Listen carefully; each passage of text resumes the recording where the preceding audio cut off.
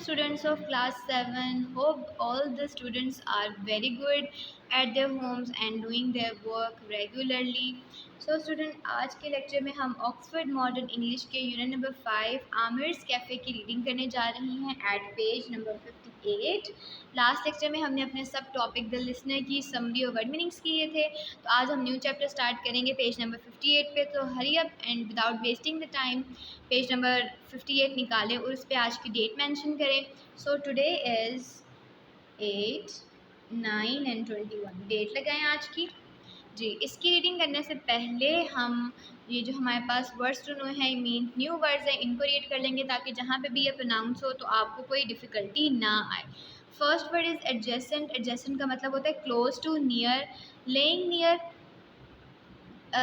Adjoining, यानी कि करीब किसी चीज़ का मौजूद होना, साथ साथ होने के लिए हम एडजेसेंट का वर्ड यूज़ करते हैं। Second is assumed, taken on, adopted, किसी चीज़ को अपने ऊपर मुसल्लत कर लेना, हावी कर लेना या किसी चीज़ को अपना लेने के लिए हम एज्यूम का वर्ड यूज़ करते हैं। ठीक है। Cobbled, cobbled mean made of cobble stone. Cobble stone जो है वो एक पत्थर होता है। ठीक है, यानी कि कोबल स्टोन से मिलके अगर कोई चीज़ बनती है तो उसके लिए हम कोबल्ट का वर्ड यूज़ करते हैं। Next is mingle. मिंगल का मतलब होता है मिक्स्ड, आपस में मिलना, एंड केम टुगेदर या इकट्ठे होना। Next is negotiation. नेगोशिएशन का मतलब होता है डिस्कशन या एग्रीमेंट, बातचीत करना, गुफ्तगू करने के लिए हम नेगोशिएशंस का वर्ड यूज़ करते हैं। Next is protruding.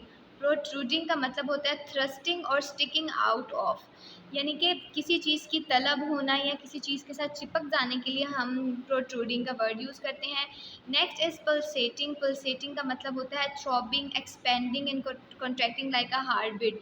जिस तरह हमारे दिल की धड़कन होती है ना, कभी हमारा दिल जो है वो फैल रहा होता है, रिलैक्स हो रहा होता है, कभी कॉन्ट्रैक्ट हो रहा होता है, सिकुड़ रहा होता है, तो इस तरह की जो मूवमेंट होती है उसको हम पल्सेटिंग, यानी कि पल्स से निकला ये। ठीक है, pulsating. Next is rubble. Rubble का मतलब होता है a loose mess of a fragment, कोई छोटा सा टुकड़ा जैसे कि रॉक या मैसनरी, सीमेंट का, या फिर किसी चट्टान के छोटे से टुकड़े को हम रबल बोलेंगे। Next is tune. ट्यून का मतलब होता है स्प्रेड, स्कैटर्ड, फैल जाना। ठीक है। सब कॉन्शियस। सम कॉन्शियस का मतलब होता है नॉट होली कॉन्शियस, जो बिल्कुल आपकी सोच में नहीं होता। That which is only partly aware, यानी कि ऐसा आपका दिमाग का हिस्सा जिससे आप बहुत कम वाकिफ़ होते हो, उसको हम सब कॉन्शियस कहते हैं। Next is throng. Throng mean a large crowd, बहुत ज़्यादा रश होना, हजूम होने के लिए हम थ्रॉन्ग का वर्ड यूज़ करते हैं। एंड वो last word is venture. Venture mean proceeded with something, किसी चीज़ का नतीजा निकालना, even though there may be have been danger, यहाँ तक कि आपको लगे कि इसमें कोई ख़तरा है लेकिन फिर भी आप उसमें मूव ऑन करते हो, तो उसके लिए हम वेंचर का वर्ड यूज़ करते हैं। तो समझ आ गई सब बच्चों को वर्ड सुनो की। अच्छा, रीडिंग से पहले यहाँ पे आपके लिए एक छोटा सा नोट है। This is a very short story with an unfortunate kick off tale. कहते हैं ये एक बहुत ही छोटी सी कहानी है जिसमें बदकिस्मती से आपको जो है वो एक कहानी मिलेगी। You might like to try making up an ending for it. आप अपने हिसाब से अपने मुताबिक इसकी एंडिंग बना सकते हो कि एंड पे क्या हुआ होगा। मतलब ये कह लें कि इनकम्प्लीट कह सकते हैं आपके, आपको इसमें कोई एंड नहीं मिला, आपने खुद एज्यूम करना है कि आगे क्या हुआ हो सकता है। ठीक है, चलिए इसकी रीडिंग स्टार्ट करते हैं। The plot of the land stood adjacent to the park. कि प्लॉट का जो हिस्सा था या ज़मीन का जो हिस्सा था वो बिल्कुल पार्क के साथ था। Nobody had thought of developing it because everyone had assume that it was part of the park. किसी ने भी उसके ऊपर कुछ तमीर करने की कोशिश नहीं की क्योंकि उन्हें लगता था कि ये वाला हिस्सा भी जो है वो पार्क का ही है। A building had one stood on a plot. इस प्लॉट पे एक दफ़ा एक बिल्डिंग बनाई गई थी, एक इमारत बनाई गई थी, but now there was only a heap of rubble. लेकिन अब वहाँ पर सिर्फ मलबों के ढेर पड़े हुए हैं। ठीक है, रबल का मतलब होता है मलबा, यानी कि कह लें आप पत्थरों का ढेर, बजरी का ढेर, वही आपको नज़र आ रहा है। 3 or 4 walls still remained outlining the room had once been। कह रहे 3-4 दीवारें खड़ी की थी जो कि ये बता रही थी कि यहाँ पे कभी कोई कमरा हुआ करता था, but it would only be a matter of time before crumbles these two crumbled and joined the large heap of debris on the ground। लेकिन वो बहुत पहले की बात है, लेकिन अब तो ज़मीन पर सिर्फ मलबे के ढेर ही लगे हुए थे, यानी कुछ समझ नहीं आ रही थी कि यहाँ पे क्या हो सकता है। ब्रिक्स, ईंटें, स्टोन स्लैब, पत्थर के बड़े बड़े स्लैब कह लें, टुकड़े, रोटन बिट्स ऑफ वुड, गले सड़े लकड़ी के पीस, प्रोट्रूडिंग नेल, बिखरे हुए कील, broken glass and twisted rusting metals, और गली सड़ी धात या मेटल, लोहा वगैरह होता है, लोहा, तांबा, पित्तल, आपको पता है ये सब कंस्ट्रक्शन में यूज़ होता है। इसके अलावा टूटे हुए शीशे या कांच कह लें, along with heap of smashed tiles, और पिचकी हुई दबी हुई टाइलों के टुकड़े वर वाइडली स्ट्रीwn अराउंड द एरिया, पूरे एरिया में फैले हुए थे। सम पार्शली एंड डेंजरसली हिडन, कुछ बहुत बुरे तरीके से छुपे हुए थे। And covered a thick underground of thorns, shrub and grasses, और उन्होंने कवर किया हुआ था ज़मीन के नीचे जो श्रब यानी कि छोटे छोटे पौधे या घासें उगी हुई थी, उन पे वो बुरे तरीके से कह लें छुपे हुए थे, ताकि देखिए अगर इस तरह की ज़मीन पे कोई वॉक करे वो तो घास समझ के वॉक करेगा, लेकिन उस घास के अंदर ये सारे पीसीस जो थे वो बहुत ही बुरे तरीके से छुपे हुए थे कि वो किसी को भी नुकसान पहुंचा सकते हैं।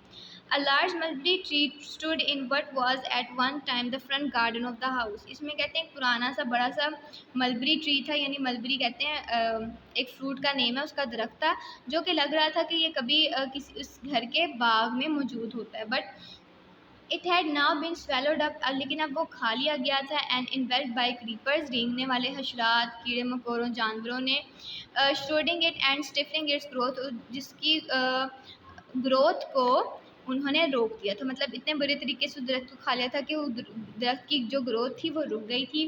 द ओवर राइप मलबरीज, गली हुई मलबरियाँ, अनपिक्ड एंड अनटेस्टेड, बहुत ही बुरे जायके के साथ, सेफ बाय द बर्ड्स, परिंदे खाते थे, had fallen and rotted on the ground, ज़मीन पर ऐसे गिरी पड़ी थी, blotching innumerable surface with dried red smears, और कुछ जो थी वो सूखी हुई रेड मलबरीज जो थी वो ज़मीन पर गिरी हुई थी। There was a time when the boy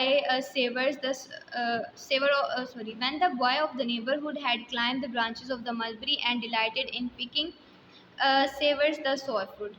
कहते हैं कि एक वक्त था कि लड़के जो थे साथ वालों हमसायों के घर से उनकी ब्रांचेस पर चढ़ते थे, वहाँ पे जो लजीज मलबरी होती थी उसको खाते थे, ठीक है। But now no one ventured on to this uncared for site, लेकिन अब भी कोई बेदहानी में भी इस जगह पर जो है वो नहीं आता। What once had been a flourishing house and garden, एक वक्त था कि ये घर और जो बाग था वो चमक रहा था, pulsating with life and laughter, जिंदगी और खुशी से भरा हुआ था। नाउ स्टूड एम्प्टी, अब वो खाली है, डिसोलेट, बिखरा हुआ है, एंड फॉरगॉटन, उसको हर कोई भूल गया है, ठीक है। मतलब अब आप उस घर की या उस प्लॉट की कह लें हालत के बारे में बता रहे हैं। Aamir live not for from this unusual site, इस गैर यकीनी मंजर या इस गैर यकीनी जगह से जो आमिर था वो ज़्यादा दूर नहीं रहता था। In a house that he had acquired with hard earned money, जो कि उसने अपनी हक हलाल की मेहनत से कमाया था। He pass side by the park every day, वो हर रोज़ उस पार्क के पास से गुजरता। On his way to work, अपने घर के रास्ते में, राइडिंग हिज बाइसिकल, अपनी कभी कभी वो अपनी साइकिल पर सवार होता, और मोर ऑफन दैन नॉट, या कभी कभी वो पैदल होता। Pushing is ahead of him, for attached to it were two large basket ladens with his wares, उसके साथ जो थी वो एक दो बड़ी बड़ी बास्केट होती थी। he dealt in brass and had done so for more years than he could count, the work hard bargaining when making this purchases, वो कहते हैं अपनी चीज़ों को ख़रीदने के लिए भी उसे सख्त जो थी वो बहस करनी पड़ती थी। एंड मोर हार्ड, और उससे ज़्यादा मुश्किल उसको कब आती थी, bargaining with sellers to customers with an eye for a good deal, और इससे ज़्यादा मुश्किल उसको बेचने में आती थी जब कस्टमर्स के साथ वो बहस करता था। हैड मेड हिज वेरी, उसको थका देती, यानी इतनी जो बार्गेनिंग थी, बहस थी, वो उसको थका देती। And he now spent many hours of the day and night thinking about doing something that was a bit more settled, अब हर सुबह शाम वो यही बात सोचता कि वो कुछ ऐसा काम करे जो कि इससे बहुत बेहतर और उसकी लाइफ इससे ज़्यादा अच्छी और सेटल्ड हो जाए। How pleasant it would be to have some employment, कितना अच्छा है कि उसे कोई अच्छा सा काम मिल जाए, that did not require many miles two of footwork जिसमें उसको बहुत ज़्यादा पैदल ना चलना पड़े। ही हैड ऑफन म्यूज, वो अक्सर ये बैठा सोच रहा होता था कि अपना काम चेंज करे, कोई ऐसा काम मिले कि उसमें उसको इतनी थकावट ना हो, इतना उसको पैदल ना चलना पड़े। ठीक है। I am going to open a cafe, Aamir said to his wife abruptly one morning. एक सुबह आमिर ने अपनी बीवी से कहा कि मैं एक कैफ़े खोलने लगा हूँ। As he was preparing to set off for work, जैसे ही वो अपने काम के लिए तैयार होना उसने शुरू किया तो उसने अपनी बीवी से कहा कि मैं एक कैफ़े खोलने लगा हूँ। Yes agreed Maham without further comment, बगैर किसी और बहस के महम ने कहा हाँ बिल्कुल। For she had heard him voice his plans for the future on many occasion before, क्योंकि इससे बहुत पहले भी वो इस तरह की बातों से सुनती रहती थी, तो उसने बेदहानी में या कह लें कि ज़्यादा इंपॉर्टेंस ना देते हुए कहा हाँ बिल्कुल, जैसे कि हम वैसी तंजियातन किसी को कहते हैं। Nothing had ever come of these schemes of his, कभी भी तुम्हारी इन स्कीम से जो है वो कोई भी नतीजा नहीं निकला। And she had always ridiculed them as being mere pep drink, और वो हमेशा इन बातों का मजाक उड़ाती, उसे लगता कि ये सिर्फ उसके ख्वाब ख्याल हैं, हकीकत में ऐसा कुछ नहीं होने लगा। ठीक है। देयर यू गो अगेन, तुम फिर शुरू हो गए। शी हैड सेड, उसने कहा विद गुड ह्यूमर, मतलब उसका मजाक उड़ाते हुए। In many days gone by, मतलब हर रोज़ वो ऐसी बातें सुनती थी। You and your grand schemes, तुम और तुम्हारे बड़े plan scheme, settle down I'd like to see it, जल्दी करो मैं भी देखना चाहती हूँ। मतलब वो अब उसको तंजियतन कह रही है कि इतने दिन हो गए मुझे तुमसे यही सुनते हुए, तुम्हारे प्लान सुनते हुए, अब तो मैं भी देखना चाहती हूँ कि तुम क्या करोगे। ठीक है। There is no more chance of that then of my becoming president, ये बिल्कुल ऐसा है, यानी जो तुम्हारे प्लान्स हैं बिल्कुल ऐसा है कि मैं कोई प्रेसिडेंट बनने जा रही हूँ। जैसे तुम मेरा मजाक उड़ाओगे ना प्रेसिडेंट बनने पे, उसी तरह मुझे भी अब ये तुम्हारी बातें जो है वो मजाक लग रही हैं। वो अपने हस्बैंड से बात कर रही है। There was no laughter now, अब कोई हंसी नहीं आ रही। सिंपली अ क्वाइट रेजिग्नेशन, अब सिंपली जो है तुम अब इस्तीफ़ा देकर आना। She had long given up hope of the change, अब उसको किसी भी चेंज की या किसी of their in their circumstances, मतलब उसकी वाइफ को, माहम को अपने हालात चेंज होने की अब कोई भी उम्मीद जो थी वो नज़र नहीं आती थी। His extended absences from home had not suited either of them, वो ज़्यादातर क्योंकि घर से बाहर रहता था ना, उसे गली में जाकर चीज़ें बेचनी पड़ती थी, तो अब वो इतना घर से एब्सेंट रहता था जो कि उन दोनों के लिए अच्छा नहीं होता था। ऑब्वियसली हस्बैंड वाइफ हैं तो वाइफ का भी दिल करता होगा कि मेरा हस्बैंड जो है वो घर पे भी टाइम स्पेंड करे, लेकिन उसकी जॉब ऐसी थी, उसका काम ऐसा था कि उसको ज़्यादातर घर से बाहर ही रहना पड़ता था, जो उन दोनों के लिए अच्छा नहीं था। I really mean at this time he assured her, उसने उसे यकीन दिलाते हुए कहा, यानी आमिर ने अपनी वाइफ को, कि अब मैं वाकई ही ये करके दिखाऊंगा। Comprehending the disbelief in her eyes, उसकी आंखों में बेयकीनी देखते हुए उसको लगा कि शायद ये मुझ पर यकीन नहीं करे, तो फिर उसको यकीन दिलाया। I have already found a place to build at my cafe, that is, मैंने वो जगह जो है वो सोच ली है, वो ढूंढ ली है जहाँ पे मैं अपना कैफ़े बनाऊंगा। And the money is in the bank, और पैसे जो हैं वो बैंक में हैं। Deposit is secure at any rate, हर तरह से जो मेरे पैसे जमा किए हुए हैं वो बिल्कुल सेफ़ हैं, वो महफूज हैं। एंड वट इज़ मोर, इसके अलावा the old lady has assured me that I can pay the rest in my own good time, एक ओल्ड लेडी भी अपने अच्छे वक्त में मेरा वहाँ पे साथ देगी। यू विल सी, तुम देखना। अब आमिर अपनी वाइफ को यकीन दिला रहा है।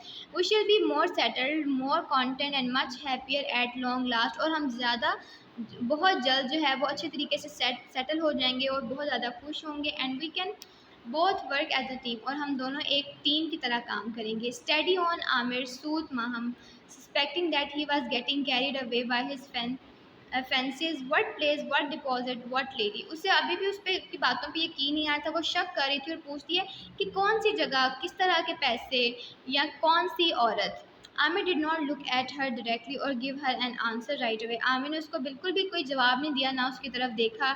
ही pulled a length of rope off a hook on a wall and used it to tie up one of the basket that was in danger of coming away from the bicycle frame, फिर उसने hook से एक रस्सी का लंबा सा टुकड़ा उतारा, उसके साथ बास्केट को बांधा और उसको बाइसिकल के साथ बांधा, क्योंकि उसे डर था कि ये जो बास्केट है ये बाइसिकल से नीचे ना गिर जाए। That would not do at all, जो कि बिल्कुल भी ऐसा नहीं होना चाहिए था। ही थॉट टू हिमसेल्फ, उसने अपने आप से पूछा। As he weep to the loose end of the rope, जैसे ही उसने रॉप को उसके साथ उसके पास लाया, and fasten it to the basket, और बास्केट के साथ उसको बांधा। To have all my wares tumble down accidentally because of one loose string, it बड़ा थॉट। उसने सोचा कि कहीं मेरी बास्केट की सारी चीज़ें जो हैं वो हादसाती तौर पर नीचे ना गिर जाएँ, मुझे इसको टाइट करना चाहिए। तो क्लास 7 यहाँ तक आज हमने रीडिंग करनी है, कहाँ तक? व्हाट अ थॉट तक, ठीक है। तो यहाँ पे आपको एक छोटा सा मार्क लगा लें और आज की डेट मेंशन कर दें, ठीक है। आपने इस रीडिंग को अच्छे तरीके से रीड करना है with correct pronunciation. Words to know को रीड कीजिएगा। इंशाल्लाह नेक्स्ट लेक्चर में हम यहीं से कंटिन्यू करेंगे। तो आपने पेज नंबर 58 कंप्लीट और page number 59 what a thought तक रीडिंग करनी है। आई होप आप इसको अच्छे तरीके से रीड करेंगे और सारे वर्ड्स को दोबारा प्रोनाउंस करेंगे अच्छे तरीके से। इंशाल्लाह नेक्स्ट लेक्चर में हम इस चैप्टर की रीडिंग को कंप्लीट कर लेंगे। टिल देन टेक केयर, अल्लाह हाफिज़।